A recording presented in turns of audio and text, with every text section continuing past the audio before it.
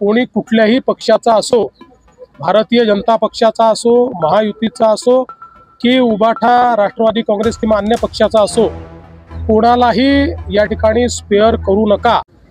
निश्चितपणे मी स्वतः सीपींना पूर्ण मोकळीक दिलेली आहे आणि अतिशय चांगल्या पद्धतीनं या ठिकाणी काम चाललेलं आहे। कोणी कुठल्याही पक्षाचा असो, भारतीय जनता पक्षाचा असो, महायुतीचा असो की उबाठा राष्ट्रवादी काँग्रेस किंवा अन्य पक्षाचा असो, कोणालाही या ठिकाणी स्पेअर करू नका अशा प्रकारे त्यांना पूर्ण अधिकार देण्यात आलेले आहेत।